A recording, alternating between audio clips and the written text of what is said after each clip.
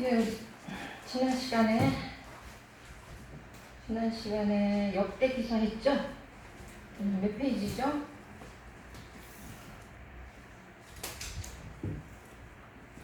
209페이지.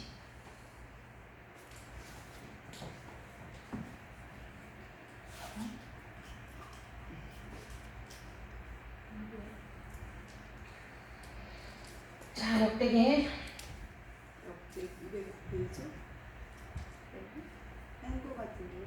지난 시간에 한 거 잠깐 보고 넘어갈게요. 네. 예, 역대기는 이제 포로기 이후에 이제 자존감이 없어진 그 이스라엘 백성에게 그 하나님의 언약을 회상하면서 그 자긍심과 그 연대의식을 갖도록 하기 위해서 쓰여진 책이고요. 역대상에는 뭐가 있다 그랬죠? 역대상 내용은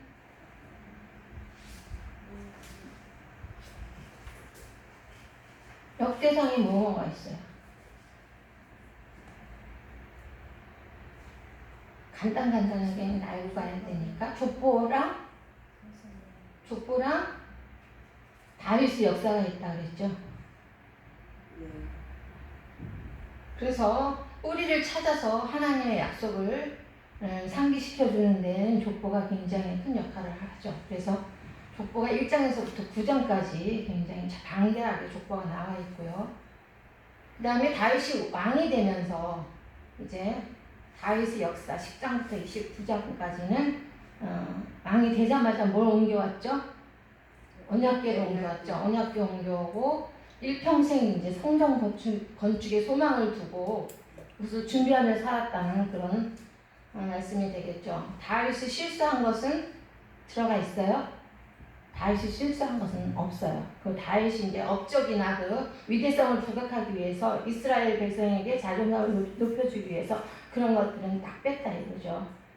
그 다음에 역대상은 그렇고요. 역대상은 족보와 다윗의 역사이고요. 그 다음 역대하는 이스라엘의 최고 융성기와 쇠퇴기까지 망라하는 거죠. 역대하는. 그래서 예루살렘에 그 웅장한 성전 건축되는 이야기가 나오고 있어요. 역대하에는요. 그래서 세계 최고의 국가, 세계 최대의 국가가 되고 이제 솔로몬 아들 때서부터 나라가 분열되면서 분열 왕국 중에 이제 남유다 왕들의 역사와 이제 멸망까지 쭉 계속 기록되는 거죠. 그래서 선한 왕과 악한 왕이 반복되면서 결국 바벨론의 멸망하는 역사를 기록하고 있죠. 그래서 역대기는 역대상하고 역대하 나뉘고 그 사무엘상서부터 역대상하까지 이게 왕정 6권이라고 그래요. 사무엘상, 사무엘하, 열왕기상, 열왕기하, 역대상, 역대하 이렇게 6개를 왕정 6권이라고 그랬어요.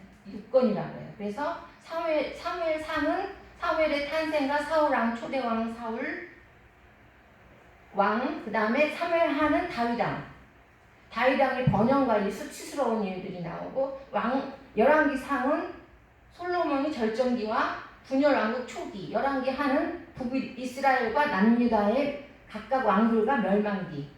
그 다음에 역대상은 족보와 다윗왕의 역사, 역대하는 솔로몬 건축과 분열 왕 남유다의 역사의 멸망. 그래서 왕정 6권이 쫙 이렇게 끼워지죠. 그래서 사무엘상하는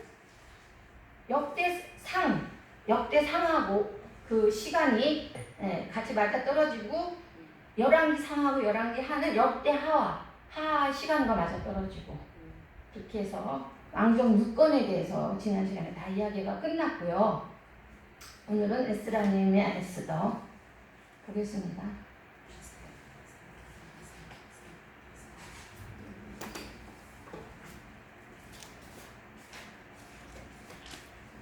자, 에스라 225페이지.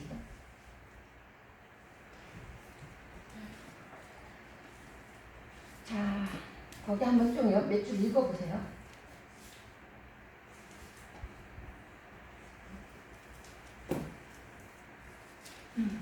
어떤 역사 저도 70년 포로 생활의 전반적인 이야기를 제공해 주시면 합니다. 예레미야서, 에스겔서, 다니엘서 포로기에 관한 혹은 포로기만을 가르치는 한다. 바벨론에서의 70년 포로 생활이 끝날 때 하나님은 예레미야가 예언한 바와 같이 자기 백성을 그들의 땅으로 귀환하게 하리라는 약속을 신실하게 성취하셨다.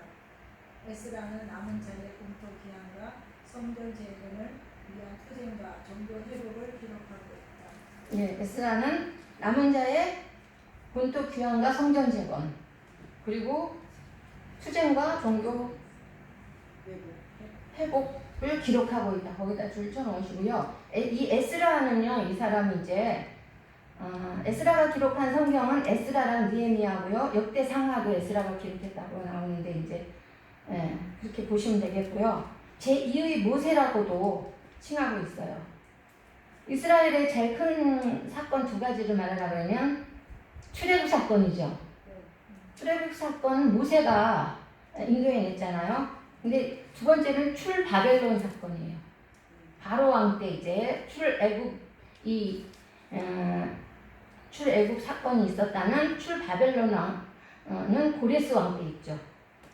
이때는 이제 모세가 지도자였고 출바벨론은 수룹바벨, 에스라, 느헤미야 이 세 사람이 지도자였죠.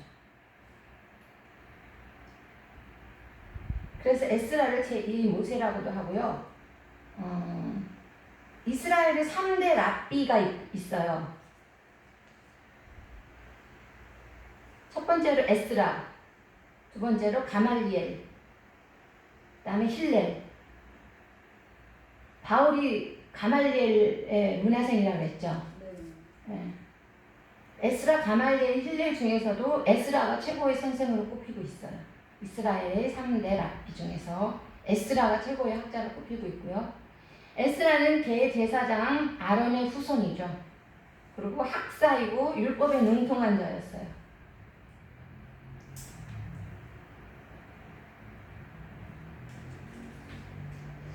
자, 226페이지. 여기 에스라, 느헤미야의 저자라고 나와있죠? 여기 좀 읽어봐야지 무슨 말인지 알겠죠? 갑자기 에스라를 하는데 느헤미야까지 나왔죠. 여기 좀 쭉 한번 읽어보세요. 에스라서와 느헤미야서는 원래 히브리어 성경에서는 한 권이었다. 그야말로 에스라 느헤미야서였다. 따라서 본서들의 저작권과 목적은 함께 다룰 것이다. 유력한 증거에 의하면 바벨론에서 귀환한 남은 자 가운데 두 번째 그룹의 지도자인 제사장 에스라가 에스라 느헤미야서의 저자임이 드러난다. 무엇보다도 에스라서의 많은 부분은 1인칭으로 기록되었다. 느헤미야 1장 1절에서 7장 5절까지 느헤미야의 말로서의 1인칭으로 기록하고 있다. 이것은 의심할 바 없이 느헤미야가 직접 기록한 것이 에스라에 의해 편집되었다는 것을 보여준다. 에스라 1장 1절은 역대하의 마지막 절과 연결되어 있으며 역대하 역시 에스라에 의해 기록되었다. 역대기와 에스라 느헤미야서는 제사장적인 관심과 강조와 관점을 나타내는 제사장 계통의 연대기 기자의 작품이다. 예, 뭐 제가 설명 안 해도 아시겠죠? 에스라와 느헤미야는 한 권의 책이었는데 이제 70인 그 역권 이후에 그때 이제 둘로 나눠졌죠. 에스라가 이제 에스라서와 느헤미야서를 기록하고 역대상을 기록했다고 이제 이야기하는 거죠. 그다음에 에스라 느헤미야서의 저작 연대는 아닥사스다 왕 1세와 다리우스 2세의 제위기간에 기록되었다. 그것만 붙여놓으시면 되겠고요. 그 다음에 에스라 느헤미야의 수신자 228페이지. 수신자는 어떻게 되죠?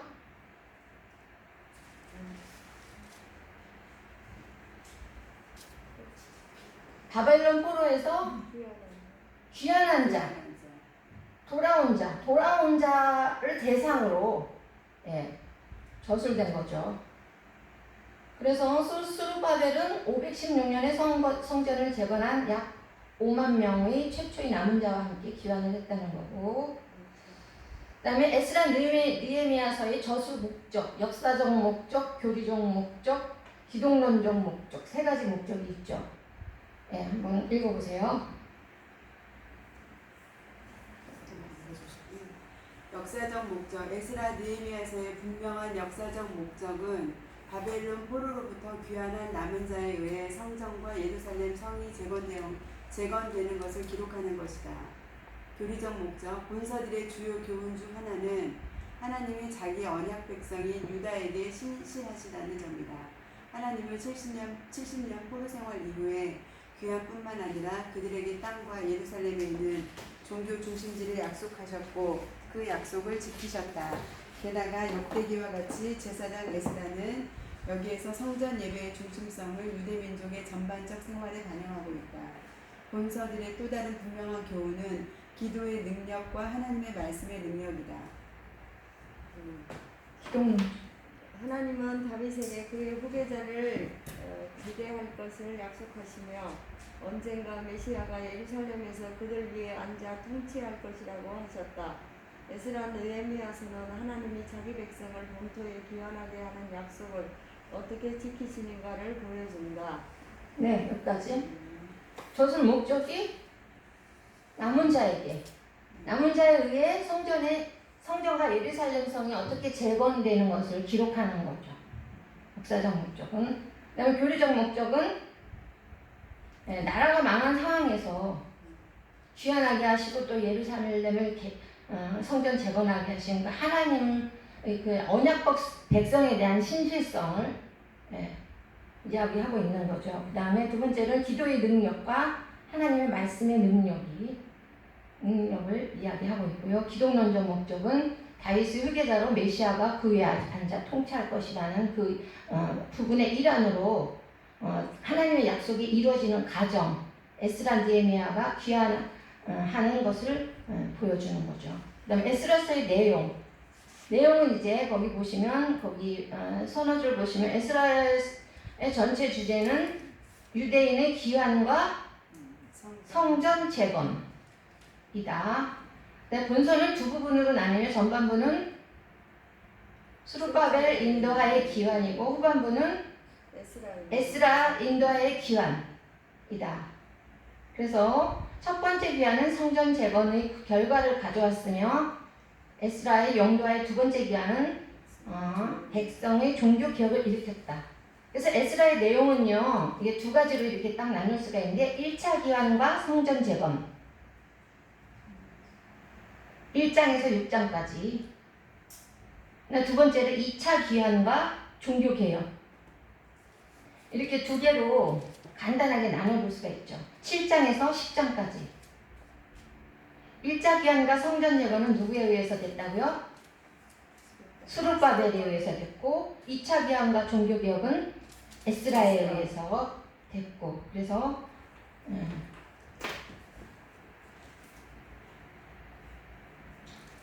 그 밑에 내려가 보시면 이제 에스라 1장 1절에서 우리 4절까지만 좀 찾아보겠습니다.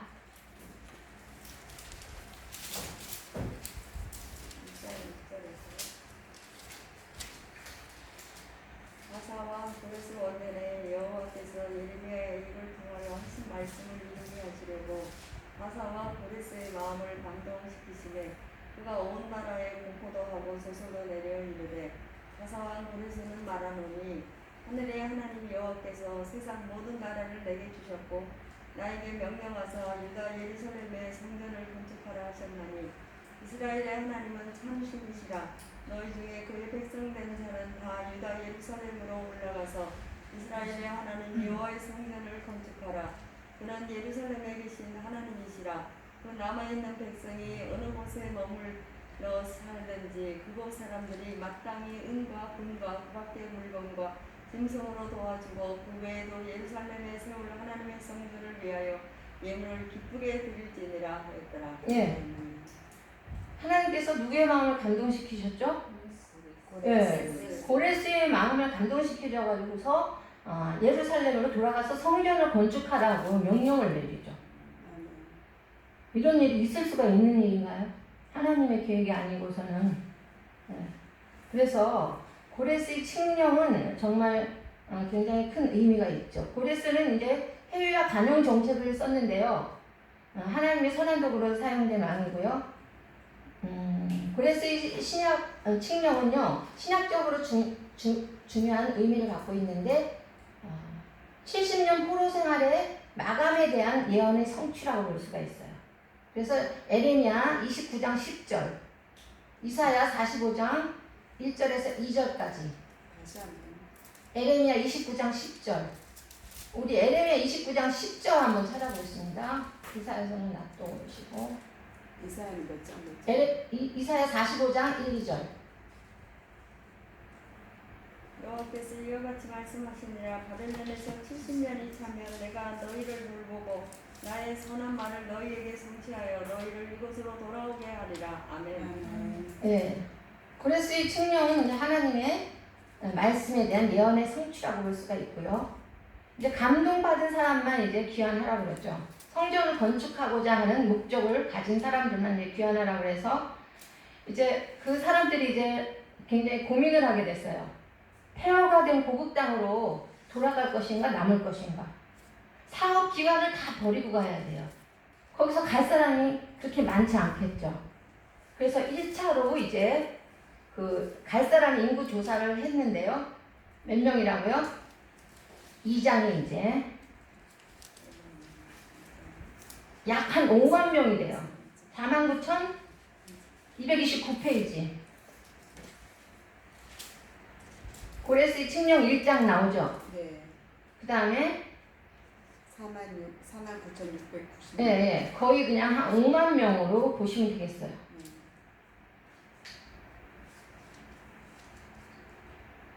그래서 에스라 2장에서는 이제 귀환한 자에 주목하면서 그 명단이 쫙 공개가 돼요.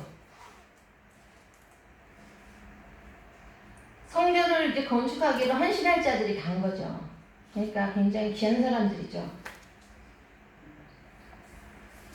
그 다음에 230페이지 가보시면 남은 자의 예루살렘 거주.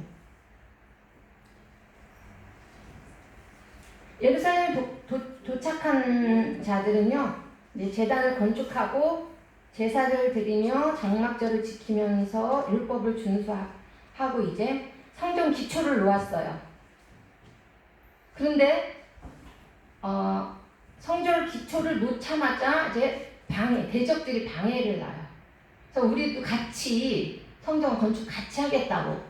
그러니까 싫다 그러니까 아닥사스 왕에게 편지를 보내가지고서 이제 성전 건축이 다 끝나면 이제 반역할 것이라 그러면서 공사를 중단하게 해달라고 막 편지를 보내죠. 또 그걸 보고 또 공사가 중단이 됐어요. 그게 이제 3장에서 4장까지고 5장에서 6장은 이제 남은 자의 성전 건축 완공. 선지자 그 당시에 이제 성전을 계속 미적미적하고 안 짓고 있으니까 이제 학개와 스가랴가 이제 성전 지키를 이제 계속 독촉을 하죠. 학개, 스가랴, 말라기가 이제 포로기 이후에 선지자들이 이제 선지 활동한 사람들이잖아. 이 사람들이 중단된 성전을 건축하라고 계속 독촉을 하죠. 그래서 거기에 또 힘을 받아가지고서 이제 다시 성전을 건축하게 되죠. 그래서 516년에 성전 건축이 완공이 돼요. 거기 나오셔서 516년 6장에 나오는데 이 성전 이름이 뭐라고요? 수룹바벨이 졌다 그래가지고서 수룹바벨 성전이라고 해요.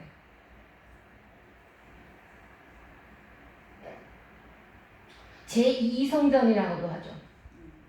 나중에 헤롯 왕이 증축한 건 제3성전이 아니에요.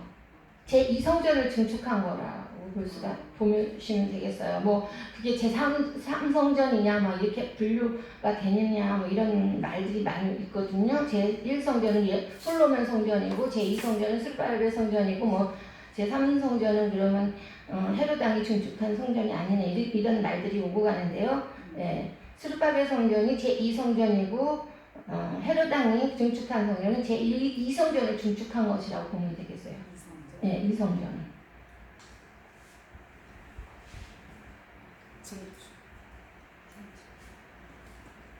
그다음에 에스라가 이제 6장과 7장 사이에는 100년의 기간이 있는데 이 사이에 뭐가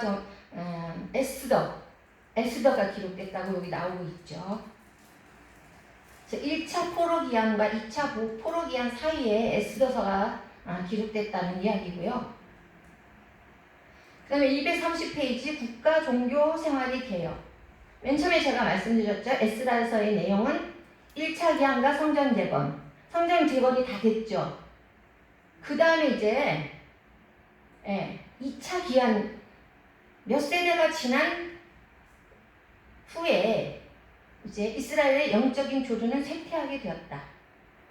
국가를 회생시키려고 제사장 에스라가 신실한 남은 자와 함께 귀환한 것은 신앙의 약화에 관한 하나님의 은혜로 된 것이다.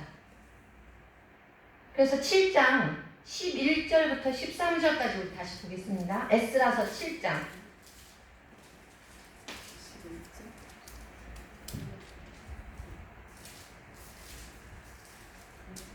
여호와의 계명의 말씀과 에스라엘에게 주신 율례학자여 학자 겸 제사장인 에스라에게 아닥사스다 왕이 내린 조서의 초본은 아래와 같으니라. 모든 왕의 왕 아닥사스다는 하늘의 하나님의 율법의 완전한 학자 겸 제사장 에스라에게 조서를 내리노니 우리나라에 있는 이스라엘 백성과 그들 제사장들과 레위 사람들 중에 예루살렘으로 올라갈 뜻이 있는 자는 누구든지 너와 함께 갈지어다. 네, 됐어요. 거기까지. 또 이제 조서를 내려가지고 아닥사스다 왕이 너네 고국으로 갈 사람은 가라. 명령을 내리죠. 그래서 그때 간 사람이 2차 귀환한 사람이라고 보면 돼요. 에스라와 2차 귀환한 사람들이 이제 231페이지 보시면 에스라의 인도하에 감동내 2천여 명의 백성들이 이제 그때 하나님의 성전, 왕의 조서와 하나님의 성전 드릴 예물을 갖고 예루살렘에 도착하죠. 그러면 돌아온 자의 수와 거기 7장 정확하게 1750명이 돌아왔고요. 8장에는 이제 에스라가 돌아오는 길을 평탄케 해달라고 이제 금식하며 기도하는 내용이 나오고, 에스라 9장에는 이스라엘의 죄를 이제 자기 죄처럼 고백하면서 중보 기도하는 내용이 나와요. 에스라 9장에서는요. 그래서 통에 자복하면서 영적 개혁 운동이 일어나죠. 그다음에 그 에스라의 그 개혁 운동을 하면서 이제 중보 기도 후에 큰 부흥이 일어나요. 이스라엘 대각성 운동이 일어나요. 그래서 10장에 보면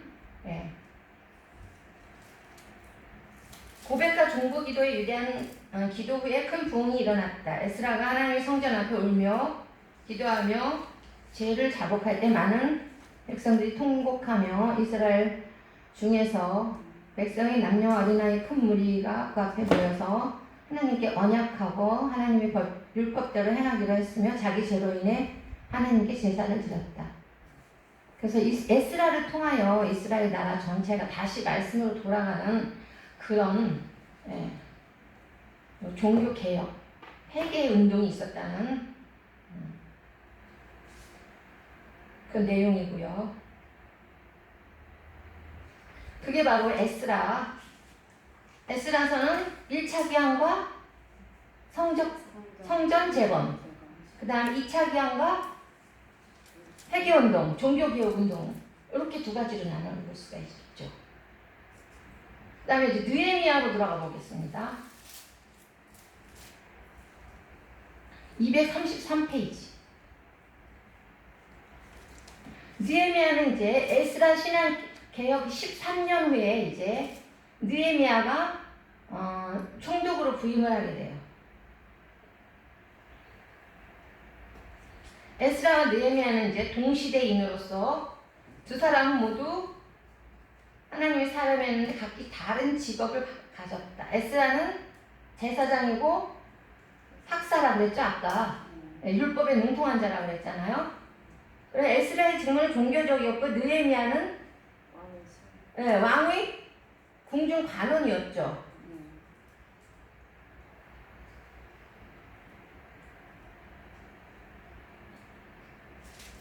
근데 느헤미야는 정치인이었죠.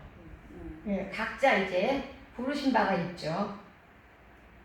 평신도로서, 에스라는 제사장으로서, 느헤미야는 고위관직 평신도로서, 정치인으로서, 에스라는 영적인 그런 것에 영향을 미쳤다면 느헤미야는 사회적으로 영향을 미친 사람이라고 볼 수가 있겠죠. 그래서 거기 쭉 읽어보면 이제 그런 내용이 나오고 있어요. 느헤미야가 어떤 사람이었는지 이제 233페이지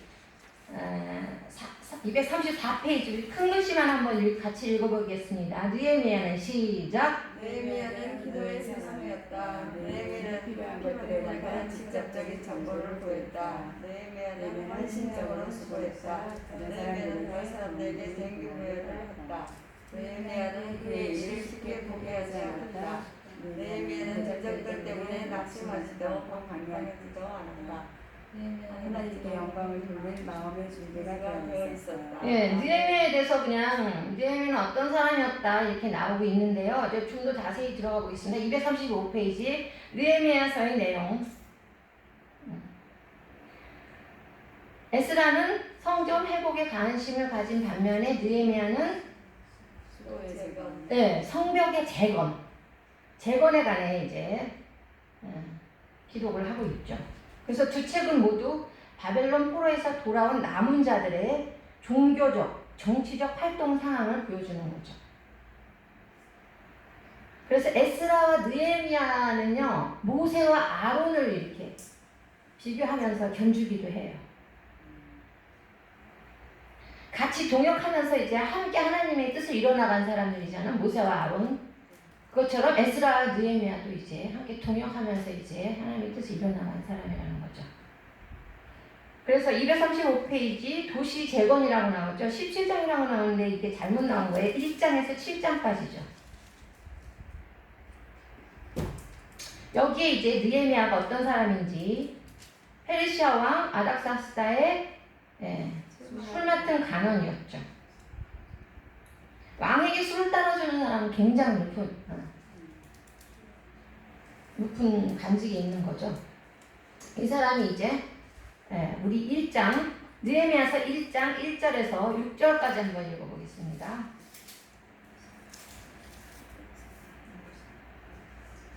하가라의 아들 느헤미야의 말이라. 아닥사스다 왕 제20년 비스리의 메라 수산궁에 있는데 내 형제들 가운데 하나니가 두 사람과 함께 유다에서 내게 이르기로 내가 그 사로잡힘을 면하고 남아있는 유다와 예루살렘 사람들의 형편을 물은즉 그들이 내게 이르되 사로잡힘을 면하고 남아있는 자들이 그 지방 거기에서 큰 환난을 당하고 능력을 받으며 예루살렘 성문은 허물어지고 성문들은 불탔다 하는지라. 내가 이 말을 듣고 앉아서 울고 수리도만 슬퍼하며 하늘의 하나님 앞에 금식하며 기도하여 이르되 하늘의 하나님 여호와 크고 두려우신 하나님이여 주를 사랑하고 주의 계명을 지키는 자에게 언약을 지키시며 긍휼을 베푸시는 주여 간구하나이다. 거기까지만.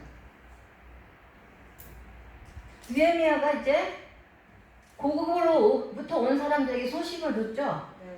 고국에 있는 사람은 환난을 당하고 성이 허물어지고 성문이 막 불탔다고. 그래서 이제 느헤미야가 그것 때문에 금식기도 하면서 이제 수척해지니까 왕이 이제 왜 그러는지 물어보죠. 그래서 이제 왕이 가라 그러죠. 가서 성전을 재건해라. 수축해라. 그러면서 느헤미야를 왕의 술 맡은 간원에서 뭘로 바꿔줘요? 유다의 총독으로 바꿔주죠. 그래서 이제 유다의 총독의 신분으로 이제 고국에 돌아가게 됐죠. 도시전 탐색 2장 어디가 이제 파괴되고 어디